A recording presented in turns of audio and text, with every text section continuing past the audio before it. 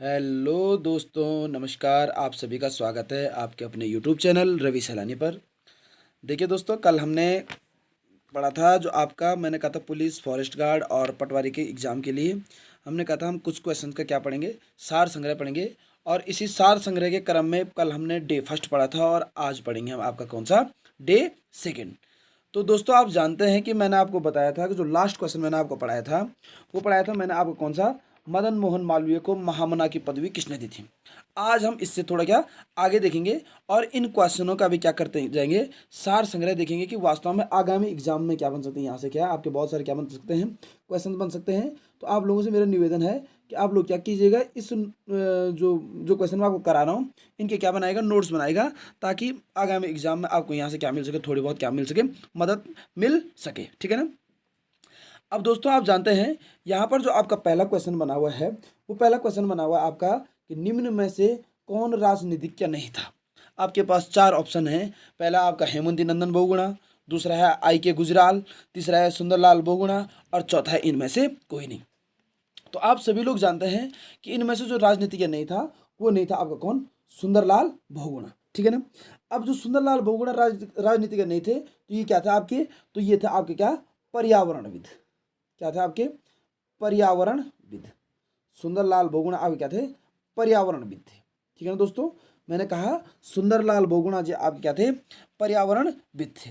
और पर्यावरणविद होने के साथ साथ मैंने कहा क्या, इनको पर्यावरण में क्या थी, बहुत सारी क्या थी, ख्यातियां प्राप्त थी। किसको, सुंदरलाल बहुगुणा जी को क्या थी, पर्यावरण के क्षेत्र में बहुत सारी क्या थी, ख्यातियां प्राप्त थी। इसीलिए इनको चिपको आंदोलन के कारण विश्व भर में किस नाम से जाना जाता था, वृक्ष मित्र के नाम से। किस मित्र के नाम से, वृक्ष मित्र के नाम से किसे जाना जाता था, तो ये था आपके कौन, आपके सुंदरलाल बहुगुणा जी। ठीक है ना। और चिपको आंदोलन के कारण क्या हुए, ये काफी क्या हुए आपके, प्रसिद्ध भी हुए। इसके कारण चिपको आंदोलन के कारण क्या हुए, काफी प्रसिद्ध हुए आपके कौन, सुंदरलाल बहुगुणा जी। ठीक है ना दोस्तों। अब आपको पता होगा जो सुंदरलाल बहुगुणा जी हैं इनको क्या मिले हैं, बहुत सारे क्या मिले हैं, पुरस्कार भी मिले हैं। और ये पुरस्कार आपको पता है कौन कौन से मिले हैं, तो इनको 1984 में, किसको, सुंदरलाल बहुगुणा जी को 1984 में एक पुरस्कार मिला था जिसे कहते हैं राष्ट्रीय एकता पुरस्कार। कौन सा पुरस्कार, राष्ट्रीय एकता पुरस्कार। ठीक है ना। सुंदरलाल बहुगुणा जी को क्या मिला था 1984 में, ध्यान से सुनिएगा, 1984 में इनको मिला था कौन सा पुरस्कार, राष्ट्रीय एकता पुरस्कार। ठीक है ना। और 1985 में इन्हें मिला था वृक्ष मानव पुरस्कार। 1985, कब, 1985 में आपको इनको कौन सा मिला था, वृक्ष मानव पुरस्कार। बहुत बार क्वेश्चन बनते भी हैं और क्वेश्चन यहाँ से क्या आते भी हैं कि मैंने कहा जो सुंदरलाल बहुगुणा जी थे इनको कौन सा पुरस्कार मिला है, तो 1984 में इनको क्या मिला था तुम्हारा, वृक्ष मानव पुरस्कार। ठीक है ना दोस्तों। तो सुंदरलाल बहुगुणा को आपने देख लिया है कि 1984 में कौन सा पुरस्कार मिला था, वृक्ष मानव पुरस्कार मिला था। ठीक। अब इसी संदर्भ में हम बात करेंगे आपके जो कौन थे 1981 में। ठीक है ना। 1981 में जो आपके सुंदरलाल बहुगुणा हैं इनको मिला था आपका क्या, पद्मश्री। नोट करते जाइएगा आप, 1981 में मिला था पद्मश्री।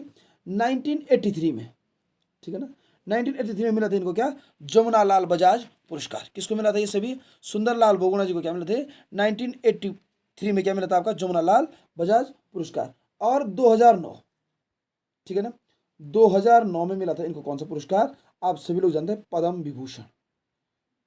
क्या मिला था, पद्म विभूषण। ठीक है दोस्तों। 2009 में क्या कौन सा पुरस्कार मिला था इनको, पद्म विभूषण पुरस्कार मिला था। ठीक। तो ये थे दोस्तों आपके क्या, आपके प्रमुख व्यक्ति सुंदरलाल बहुगुणा जी। अब इसी में आप देख रहे होंगे जो दूसरा ऑप्शन है इसमें वो दिया गया है आपका कौन सा, हेमंती नंदन बहुगुणा। ठीक है ना। तो हेमंती नंदन बहुगुणा के बारे में क्या जानकारी है आपके पास, तो हेमंती नंदन बहुगुणा के बारे में आप सभी लोग अच्छी तरीके से जानते हैं। हेमंती नंदन बहुगुणा आपके क्या थे, राजनेता थे। हेमंती नंदन बहुगुणा आपके क्या थे, राजनेता थे। और मैंने कहा हेमंती नंदन बहुगुणा जब आपके राजनेता थे तो कब, 2018 में। क्वेश्चन बहुत बार बना हुआ है कि 2018 में हेमंती नंदन बहुगुणा पर क्या किया गया, आपका डाक टिकट क्या किया गया था, जारी किया गया था। किस पर, 2018 में हेमंती नंदन बहुगुणा पर डाक टिकट जारी किया गया था। और ये उत्तर प्रदेश के कौन से सीएम रहे, 8वें सीएम रहे। कौन से सीएम रहे, उत्तर प्रदेश के 8वें सीएम रहे आपके कौन, हेमंती नंदन बहुगुणा। और 13वें क्या रहे आपके, वित्त मंत्री रहे। 13वें क्या रहे, वित्त मंत्री। बहुत बार क्वेश्चन बनता है कि 13वें वित्त मंत्री कौन सा आपके, तो आपके कहते हैं हेमंती नंदन बहुगुणा। तो मतलब कहने का अर्थ है इनका जो संबंध था आपके हेमंती नंदन बहुगुणा का संबंध था, इनका संबंध किससे था, आपका राजनीति से था, ठीक है ना। अब जो इसमें चौथा ऑप्शन है दोस्तों, वो है आपका कौन, आई के गुजराल। क्या है, आई के गुजराल। तो आई के गुजराल जी के बारे में आप क्या जानते हैं, बहुत सारी आपके पास क्या है जानकारी है। ये भारत के 13वें पीएम रहे, भारत के 13वें पीएम, 13वें प्रधानमंत्री कौन है आपके, आई के गुजराल, 13वां, ठीक है ना। भारत के 13वें प्रधानमंत्री रहे आपके कौन, आई के गुजराल, ठीक है ना। और 13वें प्रधानमंत्री रहने के साथ साथ मैंने कहा आई के गुजराल जी जो हैं प्रधानमंत्री होने के साथ एक क्या था, ये भी क्या थे आपके समझ लो, एक राजनेता थे। क्या थे, राज। तो इनका संबंध किससे था, आपका राजनीति। दोस्तों एक ही ऑप्शन हमारे पास छूटता है, सुंदरलाल बहुगुणा। तो जो यहाँ पर ये क्वेश्चन का आंसर है कि निम्न में से राजनीतिज्ञ कौन नहीं थे, तो राजनीतिक आपके कौन नहीं थे, सुंदरलाल बहुगुणा जी नहीं थे, ठीक है ना दोस्तों। कौन नहीं था आपके राजनीतिज्ञ, सुंदरलाल बहुगुणा जी आपके क्या नहीं थे, राजनीतिज्ञ नहीं थे, ठीक है ना। ये आपके यहाँ पर ऑप्शन है कि सुंदरलाल बहुगुणा आपके राजनीतिज्ञ नहीं थे, ठीक है ना दोस्तों। अब जो हमारा आता है नेक्स्ट क्वेश्चन, नेक्स्ट क्वेश्चन है हमारे पास कि बेरी बेरी रोग किसकी कमी से होता है, ठीक है ना। तो बेरी बेरी रोग कमी आपको किसकी कमी से होता है, ये होता है आपके विटामिन बी की, किसकी कमी से होता है, विटामिन बी की कमी से क्या होता है, बेरी बेरी रोग होता है। अब विटामिन बी की कमी से बेरी बेरी रोग होता है, तो विटामिन ए की कमी से कौन सा रोग होता है, तो विटामिन ए की कमी से होता है रतौंधी, ठीक है ना। विटामिन ए की कमी से कौन सा होता है, रतौंधी। और विटामिन के की कमी से आपका होता है कौन सा, रुधिर में रक्तस्राव, ऐंठन और हीमोफीलिया। क्या होता है, बेरी बेरी रोग किसकी कमी से होता है, तो विटामिन बी से होता है। विटामिन ए से क्या होता है, रतौंधी, जब वृद्धि रुक जाए रतौंधी, रतौंधी रोग होता है। और विटामिन के से होता है आपका क्या, रुधिर का स्राव, ऐंठन और हीमोफीलिया, ठीक है दोस्तों। तो ये था आपका किसके बारे में, आपके बेरी बेरी रोग किसकी कमी से होता है। अब जो आपका नेक्स्ट क्वेश्चन है वो आपका है प्राथमिक रंग है, ठीक है ना। तो जो आपका है प्राथमिक रंग है, तो आप सभी लोग जानते हैं प्राथमिक रंग क्या है आपका, लाल, नीला और पीला, ठीक है ना दोस्तों। आपका जो प्राथमिक रंग है वह आपका कौन सा, लाल, नीला और पीला, ठीक है ना। ये क्या आपके प्राथमिक रंग है और इसमें कोई भी और अदर्स हम क्या नहीं कर सकते, बात नहीं कर सकते हैं। और जो आपका विबग्योर होता है इन उसमें कितने रंग होते हैं आपके, 7 रंग होते हैं, ठीक है ना। अब इसके बाद का जो नेक्स्ट क्वेश्चन है आपका, नेक्स्ट क्वेश्चन है आपका कौन सा, उत्तराखंड में राज्यसभा के लिए कितनी सीट हैं। बहुत अच्छा क्वेश्चन है दोस्तों, उत्तराखंड में राज्यसभा के लिए कितनी सीट हैं। तो आप सभी लोग जानते हैं उत्तराखंड में राज्यसभा के लिए कितनी सीट है आपके पास, वो है आपके पास 3 सीटें। उत्तराखंड में राज्यसभा के लिए आपके पास कितनी सीटें हैं, 3 सीटें हैं, ठीक है ना। अब वो आपके राज्यसभा सदस्य कौन है 3 सीटों पर, पहली सीट पर आपका नरेश बंसल, कौन है, नरेश बंसल, ठीक है ना दोस्तों। दूसरी सीट पर आपका क्या, कल्पना सैनी, कौन है, कल्पना सैनी, ठीक है ना। और तीसरी सीट पर आपका कौन, अनिल बलूनी, कौन है, अनिल बलूनी। ये 3 हमारे पास क्या है, राज्यसभा क्या है, सीटें हैं। तो हमारे उत्तराखंड में कुल कितनी सीटें हैं राज्यसभा की, 3 सीटें हैं। अब मैंने कहा तीनों के आपके क्या है, नाम मैंने दे दिए। अब इसमें जो पहला ऑप्शन है आपकी उत्तराखंड में राज्यसभा सीटें कितनी है, 3 है, ठीक है ना। ये तो आपका ऑप्शन सही हो गया है, परंतु यहाँ पर 5 दिया है, 5 कौन सी सीटें हैं, तो उत्तराखंड में जो 5 सीटें हैं वो है आपकी लोकसभा सीटें। कौन सी सीटें, लोकसभा सीट। उत्तराखंड में जो 5 सीटें आपकी वो कौन सी है, लोकसभा क्या है, सीट है। अब वो 5 लोकसभा सीट कौन सी है आपकी, सभी लोग जानते हैं। सबसे पहली सीट आपकी 5 लोकसभा सीटों में पहली सीट आपको कौन सी, हरिद्वार, कौन सी है, हरिद्वार, ठीक है ना। पहला आपका हरिद्वार, दूसरा आपका पौड़ी, ठीक है ना, तीसरा आपका टिहरी, चौथा आपका नैनीताल और 5वां आपका कौन सा, अल्मोड़ा। तो 5 लोकसभा सीट आपकी क्या है, हमारे उत्तराखंड में है। और इन 5 लोकसभा सीटों में से जो आपकी अल्मोड़ा वाली सीट है, कौन सी सीट है, अल्मोड़ा वाली सीट है, वो क्या है, एक एससी है तो क्या है, आरक्षित है। किसके लिए, एससी है तो आरक्षित सीट है आपकी कौन सी, अल्मोड़ा वाली सीट, ठीक है ना दोस्तों। ये था आपके किसके बारे में, लोकसभा सीटों के बारे में।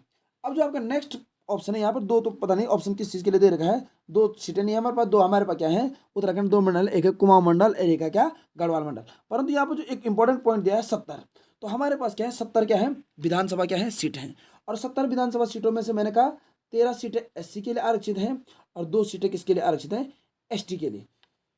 13 सीटें किसके लिए आरक्षित हैं, एससी के लिए आरक्षित हैं और 2 सीटें किसके लिए आरक्षित हैं, एससी के लिए। क्या है आपकी 13 सीटें एससी के लिए और 2 सीटें किसके लिए हैं, एसटी के लिए क्या है आपकी आरक्षित हैं, ठीक है ना। अब 70 में से 13 एससी के लिए और 2 क्या हो गए आपकी एसटी के लिए। अब जो 2 एसटी के लिए आरक्षित सीटें हैं, किसके लिए, 2 एसटी के लिए आरक्षित सीटें हैं वो कहाँ कहाँ हैं, एक है आपका देहरादून में और एक है आपका कहाँ, उधम सिंह नगर में। देहरादून में कौन सी है आपकी, देहरादून में आपकी चक्राता वाली, ठीक है ना, और उधम सिंह नगर में कौन सी आपकी, नानकमता वाली। तो एससी के लिए जो, एसटी के लिए सॉरी, एसटी के लिए दो दो सीटें हैं, एक आपकी देहरादून में चक्राता वाली, और उधम सिंह नगर में कौन सी, नानकमता वाली। परंतु जो इससे ज़्यादा इंपॉर्टेंट है, जो 13 सीट है, कितनी सीट है, 13 सीट है किसके लिए, एससी के लिए। जो 13 सीट है एससी के लिए, इन 13 सीटों में एससी के लिए आपको पता होगा प्रत्येक जनपद में क्या नहीं, आपकी एससी की सीट क्या नहीं है, आरक्षित नहीं है, ठीक है ना। आपको पता है जो सर्वाधिक सीटें हैं एससी के लिए आरक्षित, वो कहाँ पर है आपकी, हरिद्वार में। कहाँ पर है, हरिद्वार में। हरिद्वार में कितनी सीटें हैं, 3 सीटें। हरिद्वार में कौन कितनी सीटें हैं, 3 सीट। कौन कौन सी है, झबरेड़ा, भगवानपुर और ज्वालापुर, ठीक है ना। फिर आता है आपका चमोली। चमोली में कौन सी है, थराली। कौन सी है, थराली। रुद्रप्रयाग में कोई भी सीट क्या नहीं है, आरक्षित नहीं है, ठीक है ना। उसके बाद पौड़ी। पौड़ी में आपकी कौन सी है, पौड़ी वाली सीट क्या है आपकी, आरक्षित है, ठीक है ना, 1 सीट। पौड़ी वाली सीट आपकी क्या है, आरक्षित है। उसके बाद आता है उत्तरकाशी। उत्तरकाशी में आपकी कौन सी है, पुरुला। कौन सी है, पुरुला, ठीक।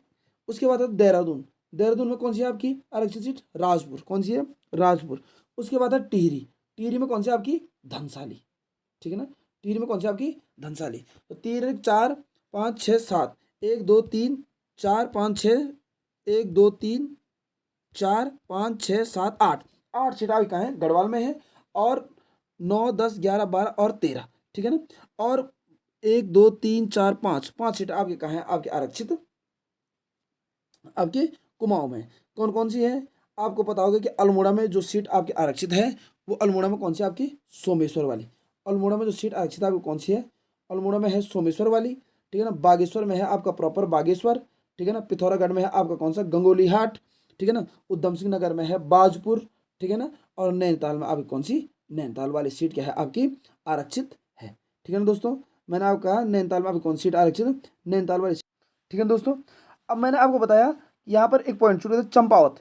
चंपावत में भी क्या नहीं है, कोई भी सीट क्या नहीं है आपकी, आरक्षित नहीं है, ठीक है ना। तो चंपावत में जब कोई भी सीट आरक्षित नहीं है, इसीलिए यहाँ पर कितने जनपद, 5 जनपदों में कुमाऊं में क्या है आपकी आरक्षित सीटें हैं, और 6 जनपदों में आपकी क्या है, गढ़वाल में क्या है, आरक्षित सीटें हैं। परंतु सर्वाधिक जो आरक्षित सीटें हैं, वो सर्वाधिक आरक्षित सीटें आपकी कहाँ हैं, आपकी हरिद्वार में। और हरिद्वार में कौन सी है, 3 सीटें, झबरेड़ा, भगवानपुर और ज्वालापुर, ठीक है दोस्तों। तो ये था आपके किसके बारे में, उत्तराखंड में अनुसूचित जाति के लिए कितनी सीटें क्या है आपकी, आरक्षित हैं।